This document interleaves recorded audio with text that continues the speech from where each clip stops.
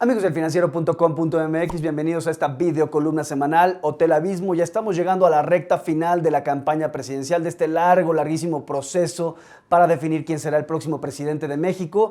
Y a un mes de que vayamos a esta cita del 1 de julio, vale la pena empezar a hacer el recuento de algunos de los temas que han marcado de manera más directa esta campaña presidencial y sobre todo porque son temas que probablemente van a marcar el proceso postelectoral y el siguiente sexenio, y me quiero referir particularmente a uno, el de la confrontación abierta, llana, directa, frontal entre López Obrador y la clase empresarial, particularmente algunos empresarios. Este me parece que es uno de los temas que ha marcado la agenda en las últimas semanas, y esta semana, vaya, vimos algunos ejemplos hasta un poco vergonzosos de empresarios buscando que sus empleados votaran por una cierta opción política o en contra de una cierta opción política, vamos a decirlo directamente, en contra de López Obrador. Un ejemplo vergonzoso, como si esos empleados fueran, pues, ¿qué? Ganado. Algo realmente terrible lo que vimos ahí. Pero bien, vamos a arrancar haciendo una cronología de qué es lo que ha pasado en las últimas semanas y cómo llegamos a este punto, porque esto nos va a permitir entender hacia dónde podrían ir las cosas en el futuro. Arranquemos. ¿Dónde inicia este tema, esta confrontación entre López Obrador y los empresarios? Podríamos llevarlo a la fecha del 1 de abril. Cuando López Obrador arranca su campaña, él advierte que va a cancelar el nuevo aeropuerto internacional de la Ciudad de México. Esa es una de sus primeras promesas en este proceso electoral. Y eso lleva a que se detone una gran efervescencia entre muchos empresarios que consideran que esto generaría un gran impacto económico, que les generaría un gran impacto en lo que se refiere a las ganancias en el futuro. ¿Qué pasa ahí? Esto nos lleva a que el 16 de abril Carlos Slim, el hombre más rico de este país, ofreciera una inédita conferencia de prensa, una conferencia de prensa en la que advirtió que estaba preocupado por lo que él consideraba una especie de tono autoritario por parte de López Obrador en la forma de tomar decisiones. Esta conferencia dio mucho de qué hablar, incluso López Obrador, ustedes lo recordarán, poco después dijo, si tanto le interesa a Carlos Slim el aeropuerto, pues se lo concesiono, que lo pague con su propio dinero. Eso nos llevará más adelante a un punto clave. Después de esto, el 18 de abril, el Consejo Coordinador Empresarial cancela las mesas de análisis y discusión que se habían propuesto con López Obrador para platicar, para dialogar sobre el nuevo aeropuerto internacional de la Ciudad de México. Se veía muy molesto el presidente del Consejo Coordinador Empresarial, Juan Pablo Castañón, precisamente. Después nos vamos al 19 de abril, y esta es una fecha clave, porque ahí es cuando empezamos a ver con nombre y apellido que hay algunos empresarios que no quieren que López Obrador sea el próximo presidente de México. Voy a ser particularmente enfático en el tema de Andrés Conesa, el CEO de Aeroméxico. Él emite una carta interna pidiéndole a sus empleados razonar muy bien su voto. Ese tipo de práctica la veríamos más adelante, tomaría más fuerza más adelante. Después tenemos el 22 de abril, que es el primer debate presidencial, y eso nos lleva al 23 de abril, cuando queda muy claro en la narrativa pública que el ganador del debate fue Ricardo Anaya. Después de que queda claro esto, de que Ricardo Anaya fue el que tuvo mejor desempeño en el debate, el Consejo Mexicano de Negocios aparentemente decide ya apostarle todas sus cartas a que el frentista sea el candidato, vamos a llamarlo, del frente anti-AMLO, de esta especie de gran bloque anti-AMLO, en donde se tendrían que sumar también los priistas. Y ahí es cuando empezamos a ver ya esta idea de la declinación de José Antonio Meade para que Ricardo Anaya tome su lugar. Ahora bien, el 23 de abril se suma otro empresario de peso a esta idea de que tiene que haber una declinación o de que tiene que haber una candidatura común entre los anti-Andrés Manuel López Obradoristas. El empresario Enrique Coppel manifestó públicamente ese día la necesidad de que Anaya y Meade fueran en una candidatura unificada, y él, vaya, hasta dijo algo muy llamativo. Él decía, es preocupante para mí que llegue un hombre a la presidencia que no sabe hablar inglés como Andrés Manuel López Obrador.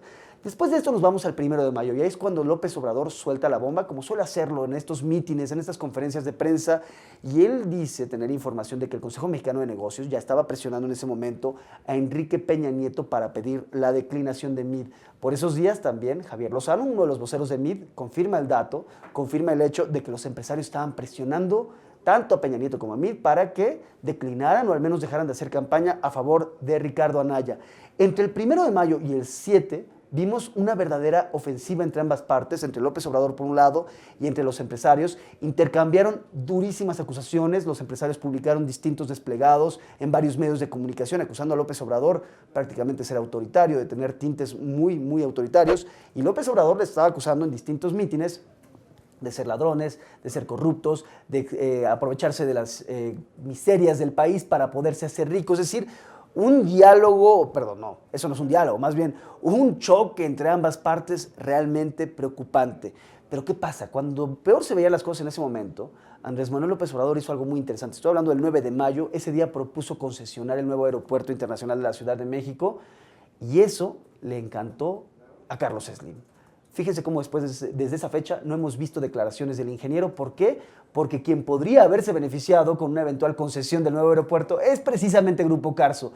López Obrador lo que hizo ahí fue desarmar parte de este bloque amplio opositor entre los empresarios que parecía estarse conformando y que parecía tratar de descarrilar su candidatura presidencial.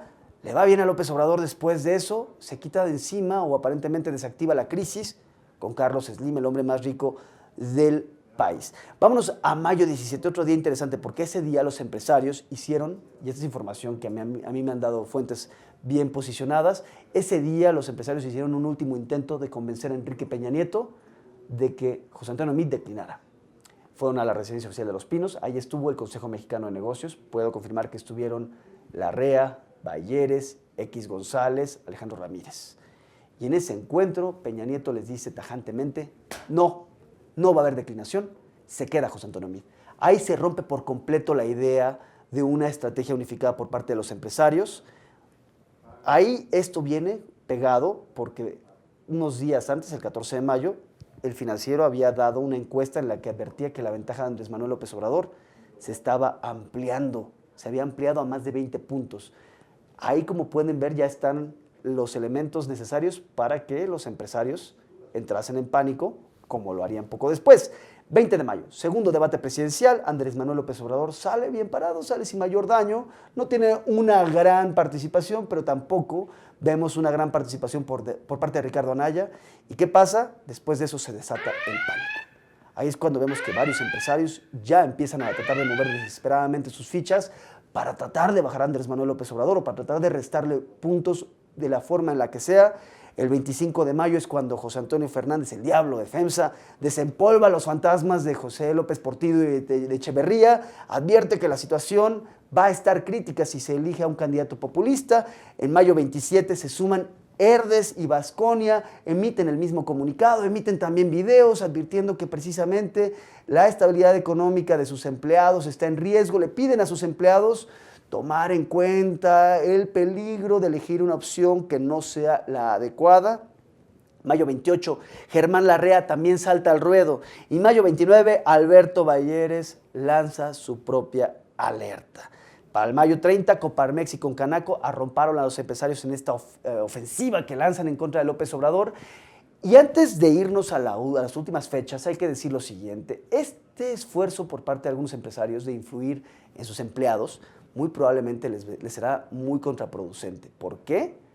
Porque finalmente una de las pocas áreas en donde un empleado tiene absoluta libertad es en elegir políticamente, en elegir quién será el próximo presidente de la República. Pareciera hasta insultante que haya habido intentos por parte de estos hombres, algunos de los hombres más ricos del mundo, de exigirle a sus empleados de votar a favor o en contra de un candidato. Vamos a ver finalmente si eso se les termina revirtiendo, pero es llamativo que haya esa mentalidad de pensar que se puede definir o decidir por parte de los empleados.